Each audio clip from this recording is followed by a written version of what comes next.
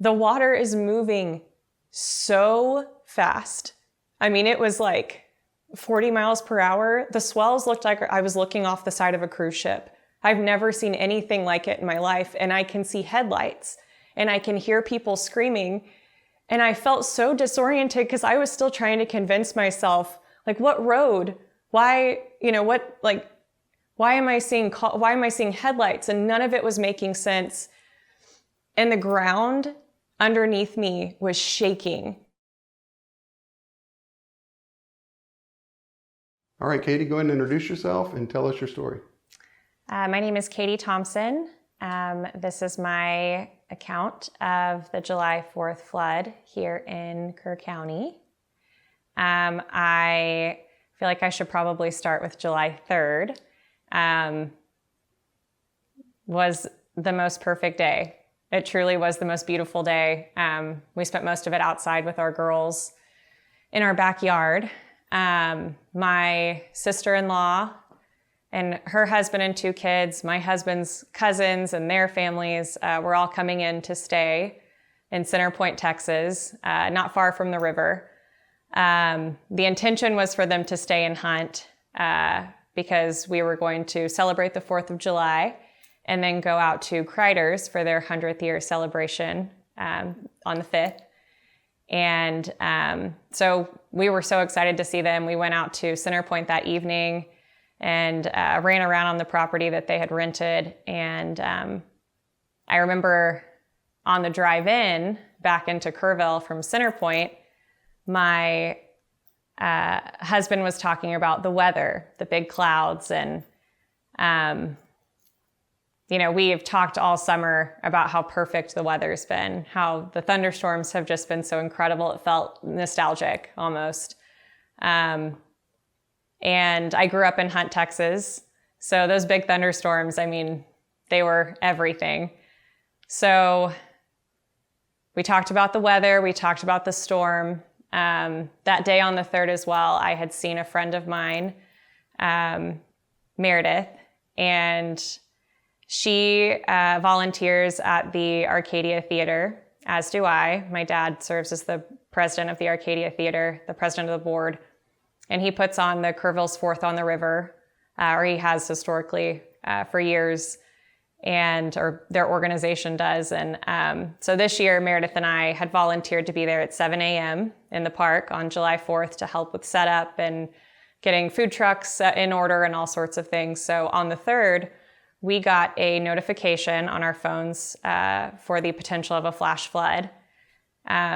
If you grew up in the hill country, you know that you get those notifications pretty often and nothing comes of it. So we, had discussed the possibility of not going to the park at 7 a.m. and, our stage equipment and all of the things that are rented are down there. And, we just had a conversation about that. But my husband, on our way in from Center Point that evening, had said, man, this looks like it could be a pretty big storm. So we went to bed early that night with the anticipation of getting up early. My husband is a firefighter with Kerrville Fire Department, and he was going on shift the morning of July 4th. And I had a babysitter coming to hang out with my girls that morning early. And so I had just anticipated an early start to my day, a long day on the 4th.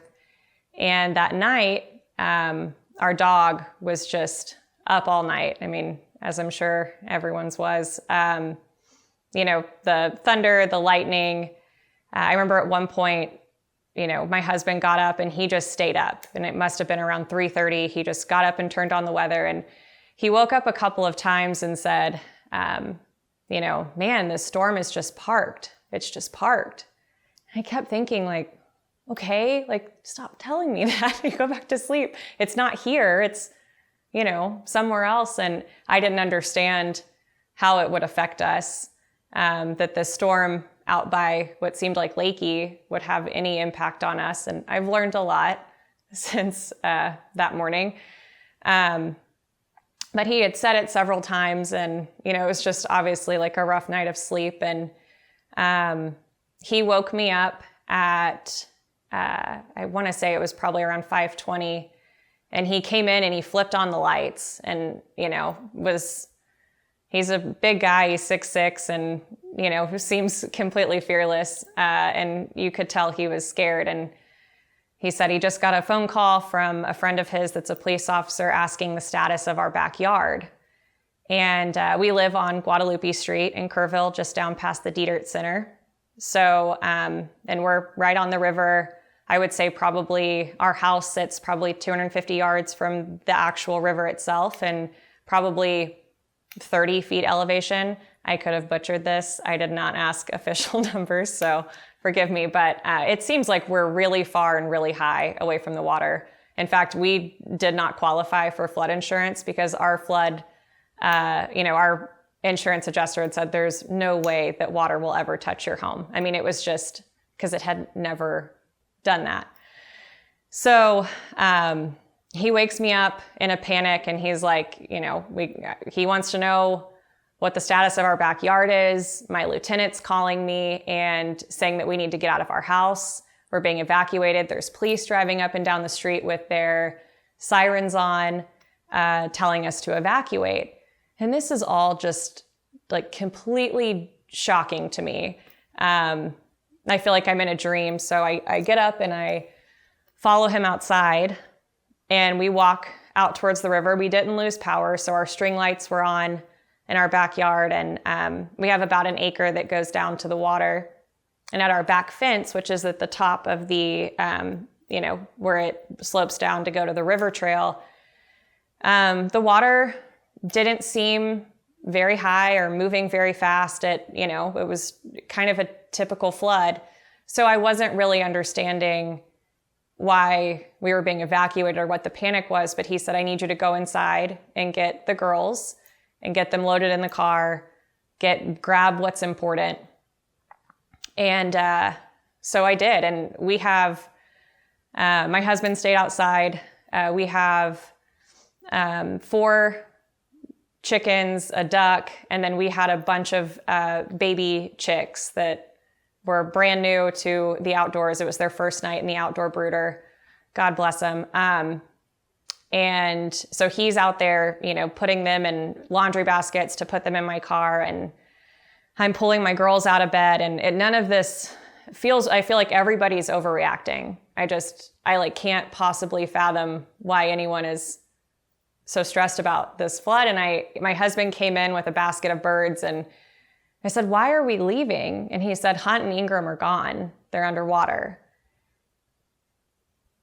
And I remember just like hearing that and being like, what are you talking about? Like that, what are you talking about? And I grabbed my girls, I put them in the car. I'm standing in my house thinking, what is important? I mean, what do you grab that's important? And I thought if our house was going to be gone, I wanted my girls to feel as normal as possible. So I started grabbing all of their stuff. I mean, their favorite toys, their clothes, their favorite cups, their, just things that I thought that would make my kids feel safe and normal. And I grabbed my husband's passport and 4 of my own shirts. So I'm clearly no good in an emergency. Don't call on me to pack. But I remember putting this stuff in the car, and I would say, gosh, it was 15 minutes, 20 minutes. I mean, time felt like it was moving so fast and standing still. And the police officer was outside. She had her sirens on and she was like, y'all got to get out of here. It's coming up fast. And I'm thinking, I was just out there. I just saw it and we're okay. And she was like, it's almost, over the street down at Guadalupe Park. And I'm, still loading stuff in the car. My husband comes in and I can hear him yelling my name from the backyard. And so I'm walking towards him and he meets me at the back door and he says, Katie, an RV just hit the trees and there were people in it. And I remember thinking like, oh, sorry. Like, I just remember like constantly, like just like trying to convince myself that none of it was happening. Like, what are you talking about? Like, that couldn't possibly be happening. I just saw the water. Like, what are you talking about? So I follow him outside, and I'm looking out at the river, which is now eye level with me. My husband, as he's walking out into the yard, it goes down at an incline just barely, and I can start seeing his feet disappear. And the water is moving so fast. I mean, it was like 40 miles per hour. The swells looked like I was looking off the side of a cruise ship. I've never seen anything like it in my life. And I can see headlights, and I can hear people screaming. And I felt so disoriented because I was still trying to convince myself, like, what road? Why, why am I seeing headlights? And none of it was making sense. And the ground underneath me was shaking. I mean, I could feel the earth just roaring. And every time that I heard a cypress tree snap, I could feel it. Like, it was, the percussion was like getting hit in the chest. And at all of the noise, the trees breaking, the sound of the water, and people's screams were echoing over that. And they were screaming for help. And my husband, who's a first responder, is standing there just ghost white. I mean, this huge guy that's like something that means so much to him, is to be able to protect people and help people. Like, I felt so hopeless, and I felt so hopeless. And I had no idea like where I was supposed to be in that moment. I just remember thinking, like, do I run that direction, or do we run towards the water? Like, what do we do right now? And I could hear my neighbor screaming at somebody that was in a tree to climb higher. And I mean, looking out with a flashlight, the lightning looked like a strobe light. And you would see just a cypress tree the size of a school bus just shoot out of the water and disappear and never come back up. And I remember thinking, if my husband goes out there, I'm never going to see him again. And I could tell that he was trying to get me to take the girls and leave. And I knew that his intention was to see how far out he could get and possibly help somebody. And that was also terrifying, is because I knew that that was what he was feeling called to do, and I knew that he couldn't. And I know he knew he couldn't, seeing what was in front of us, it wasn't something that he would walk away from. And so we made the decision at that point to, he said, go grab the rest of your stuff, go get whatever else you need, go put it in the car. And it was interesting how it would be like a group. It seemed like a group of people screaming, and then it would go quiet. And the silence was deafening, even though there was nothing silent about it. And then you would hear people again. And, as I turned around to walk inside for the last time, while we were standing there, while, the first round of cars and everything are happening, the water at that point was, halfway up my husband's calf. And by the time we left, it was, up to his knee when we decided to go inside. And the police officer was waiting outside of our house.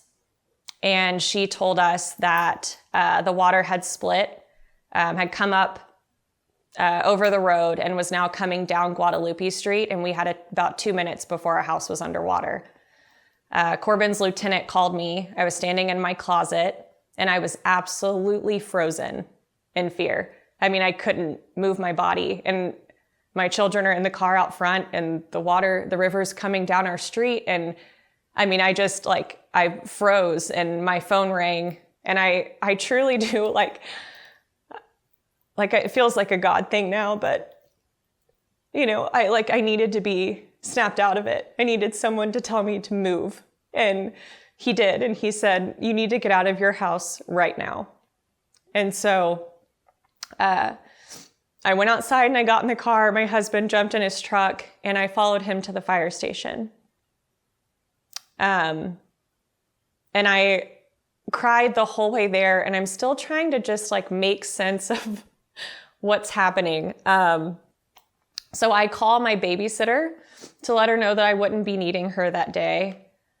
And I called Meredith to let her know that we weren't going to be going down to the park. And I'm hysterical, but I'm still trying to stay on top of my affairs, of course, being a type A person, and, just make sure everyone's schedules are in order. And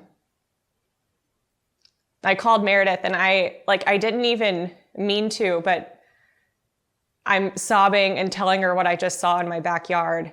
And, I think looking back, I'm very grateful that I was able to say it out loud to someone. I think I've also just always felt really guilty for sharing what I saw, because if you didn't see it, you shouldn't have to know about it, is kind of how I felt. Because I hate that I saw it, and I hate that I feel haunted by it. I typically in my life have been able to snap out of things or move through things pretty quickly.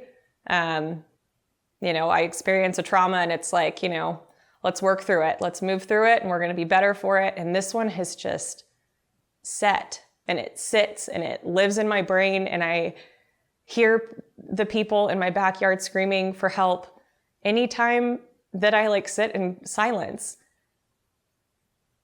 And I don't believe in hauntings, but this is the first time I've ever felt truly haunted before. So I followed my husband to the theater, or to the fire station, and they unloaded the birds. The other firefighters were so incredible that morning. They unloaded the girls, put on Bluey. They had it all ready for us. Brought all their stuffed animals in, made them pancakes. They started the pancakes. They all left pretty immediately once we got there, but they had started pancakes before we got there for the girls. And I finished them, and we were sitting there in the fire station, and my girls were pulled out of a sleep at 5:30 in the morning. So I don't think that they were processing any of this, but I'm hearing all the calls come in. If you've ever been to a fire station, you know that you just hear the radios going off constantly, and I'm hearing all of the calls of people in the water. And they had all left. Every firefighter and paramedic had gone, and we're at the fire station by ourselves. And I remember thinking, I can't be in here. So I loaded up the girls, I loaded up the birds. I took the birds home. I took the girls to my parents' house in River Hill. And I went to the Arcadia Theater. I knew my dad was there. And the last time that I had talked to him was while I was still at my house that morning. I had called to let him know that it was flooding really bad in the backyard. And he had said, yeah, we're going to go try to get our generators. And I didn't know if he had tried to go get the generators or where he was. So when I got to the theater, there was a lot of relief. Even though I knew he was okay, I would have heard something. It was just such a relief to lay eyes on him and hug him. But then I didn't leave there. So I had sat on the back porch. When I went home to drop the birds off, before I went to the theater, a sheriff had followed me in and told me that there was a second surge coming and that I couldn't be at home. So that was why I ended up back at the theater, or at the theater the first time. And I was intended to just be there to wait it out. I was nervous to cross Louise Hayes Bridge. And one of the board members got a phone call from someone from the city asking if we could be a point of reunification. So at that point, one of the employees at the Arcadia made a spreadsheet and sent it to all of us. We were connected with Ingram, Grimes Funeral Home, Peterson, and I think First Presbyterian, or the Methodist Church. But we had spreadsheets that we were, bouncing off of. Calls were coming into the theater. People were coming in the theater looking for loved ones. And I stayed there all day. I mean, I was there until I believe 4:30, just sitting at my computer. I was typing in my parents' friends' names that were missing, my friends' names, my friends' children's names. And that was a really heavy day. That was that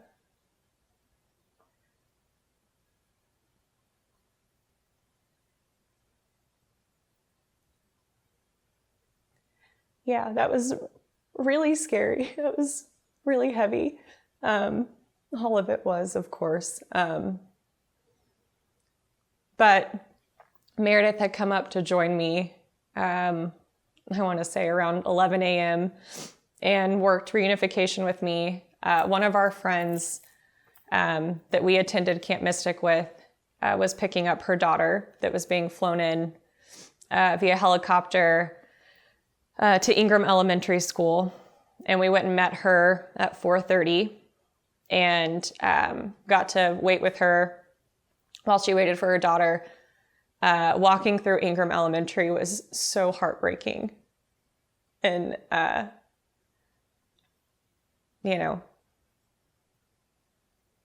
just seeing people that I knew and that I cared for very much, sitting there and waiting was horrible.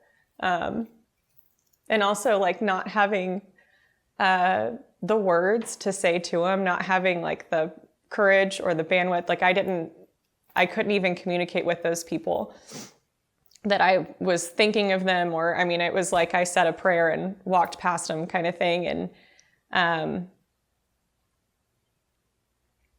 I went back to the theater after we met with Georgia, my friend that we went to camp with. We went back up there. We stayed for a little while longer. And at that point, the list was so long. And thank God, most of those people were accounted for, after some time. But a lot of them weren't. And, that list was so long. When I left there that night, I was sick to my stomach. And I just still, none of it felt real. And I felt so numb.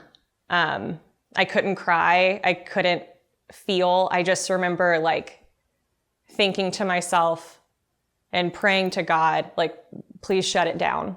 Just shut it down. We'll deal with it later.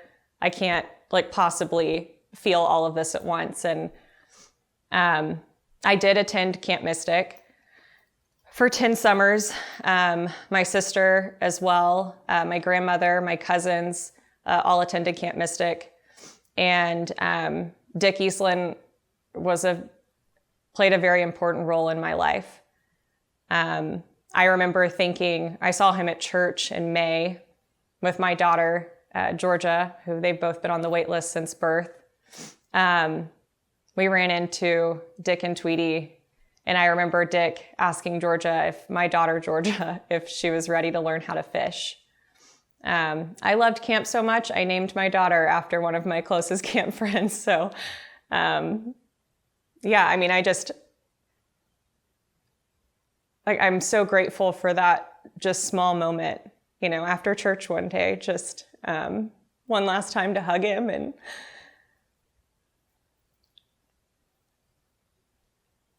I remember thinking, recognizing that he had aged, from whenever I was a camper many years ago. And I remember thinking, man, he'll be one of those people, the day that he passes away will be a really terrible day.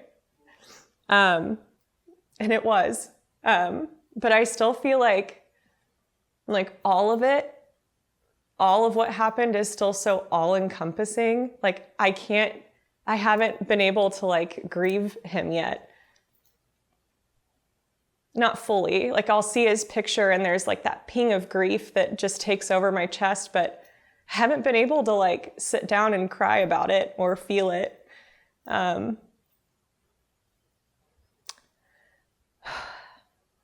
So on the 4th, after working reunification, I went home, back to my mom's house. I didn't go back to our house on Guadalupe Street.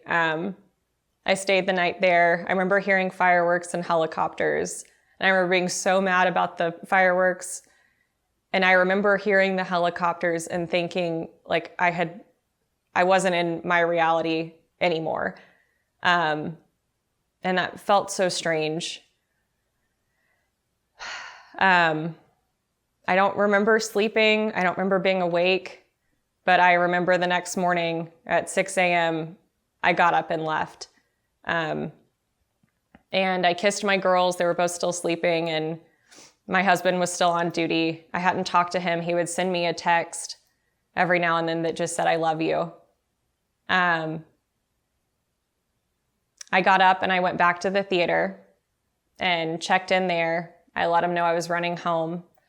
And that morning, July 5th, I went and walked the riverbed behind my house.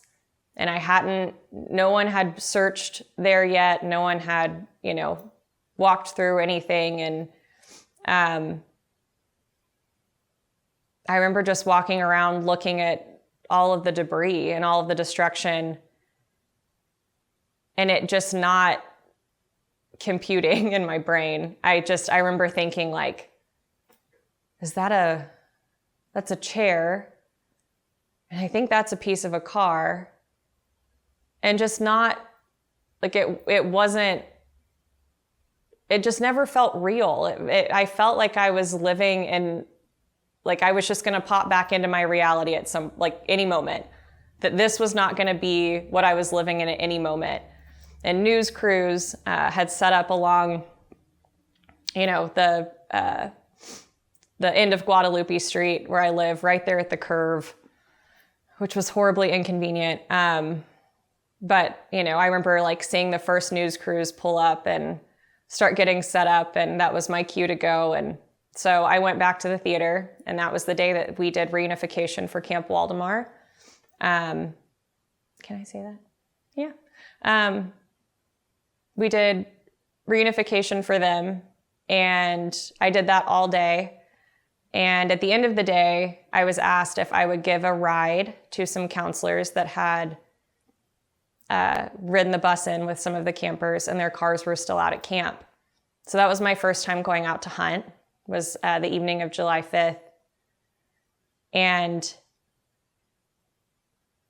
the whole time I kept thinking, there are teenage girls in my car and I am the adult here, and I have to hold it together. I have to hold it together. And we talked a lot about God and our faith and, the rivalry between Mystic and Waldemar, and just tried to keep it as normal or as lighthearted as possible while I'm looking at the guardrail just twisted so tightly that it's not recognizable as, a piece of a bridge anymore. And seeing the homes and the hunt store, my family owned the hunt store twice in my lifetime. And, that place is so close to my heart, and just seeing it just unrecognizable. On the way back in, I cried. That was the first time that I had let myself cry, and I cried the whole way in. And I listened to Goodness of God at full volume, scream singing it, just sobbing. That night, Meredith texted me, and she said, I've been asked to bring food out to Mystic tomorrow. Will you ride with me? And I said, absolutely. And so we spent the 6th and the 7th running food back and forth, part of the 7th, running food back and forth out to camp.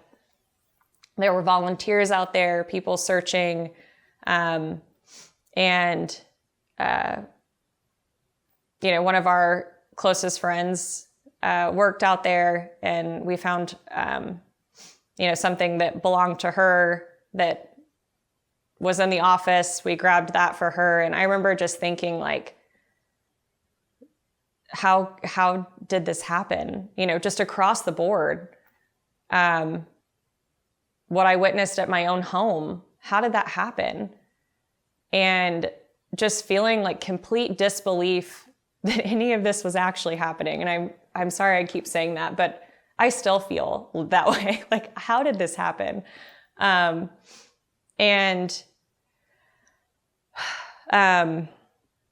guess it was halfway through the 7th, we had started, trying to find some items that were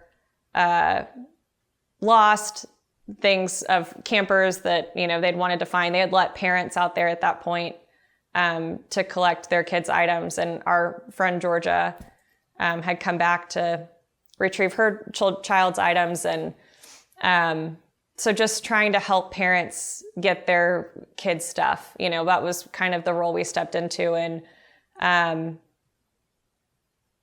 that was what we did. I mean, for nearly 6 weeks, every day we were out at camp. And, it's strange in life. Like, you think of places where you feel closest to Christ. And Camp Mystic has always been one of those places for me. That was where my faith had sort of ignited as a young girl. And there's something like so powerful about returning to the place where you felt God's presence first. And I still felt it out there even then, even still. And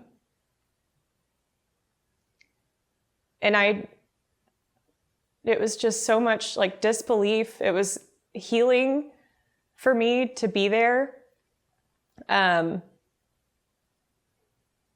To be in the place that I felt closest to God, even though it was like complete destruction. Just, it felt like it was where I was supposed to be. I prayed a lot in those first few days for God to just like make me his hands and feet, just show me where I'm supposed to be, like where can I be most useful. I felt a lot of guilt immediately after the flood, and I still do now. But I felt like I was so emotionally shut down, like immediately on the 4th that morning, that it was really hard for me to be a mom. And it was really hard for me to be a daughter or a wife or a friend. And if you know me, like my joy in life is being a mom. And that was really scary. That was a scary feeling to not feel like I could be their mom, like the mom that they know, in those moments, those long moments. I'm very grateful for my mom and my mother-in-law and my sister-in-law, and which my sister-in-law was safe, thank God. They were in Center Point. They drove in that morning, and my husband's family, they all jumped in and helped. They helped clean up our house and our backyard and, our shed, our everything that had, water damage, and all while my husband and I weren't there. He was out, he stayed with the fire department, or whenever he wasn't on duty, he went to different camps and different places and hunt and helped with recovery and cleanup. And I was at camp, and they held it down. They showed our kids the love that they needed, and they helped get our lives in order. And I'm so thankful for them. I'm thankful that they were here.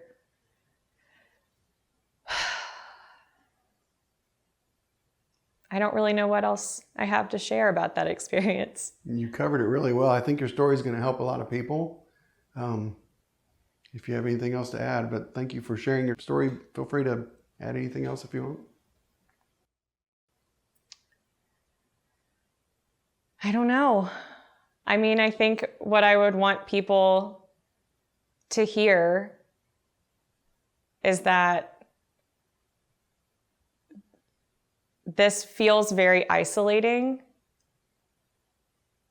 and you're not alone, I know that I'm not the only person that experienced something like this. I know that there's a ton of us. And I haven't connected with any of them. It feels so heavy to share this with my friends that didn't experience it, because you don't want to put it on their plate. But if you're out there and you feel like talking, reach out to people, please. Yeah, definitely. God is still good.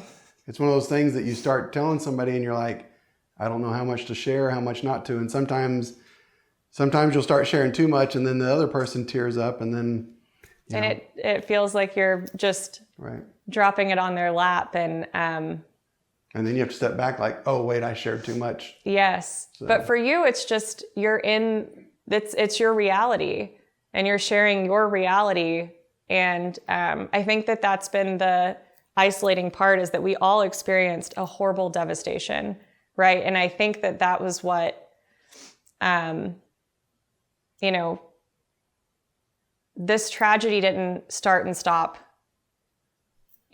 right there in Hunt, Texas. And it stretched for miles and miles and miles downriver. And so many of us are affected. I mean, it ripped through our whole community, and our friends and our, colleagues and people that we know and love are no longer here, or their homes are ripped apart. And I think that the way that our community came together following the flood was so beautiful, and I'm so grateful. And what I would say is that I hope that we can continue to still find that community and still show up for each other, find ways to support each other. I know that moving forward from this, we'll be better prepared. How can you prepare for something that you don't know exists? How do you prepare for the monster under the bed? Well, thank you so much for sharing your story. I think a lot of people, this is going to ring true with them too. And just sharing your story helps other people as well. So I really appreciate it. And thank you. Sorry if it was all over the place. No, you did great. You did great. Thanks. Thank you.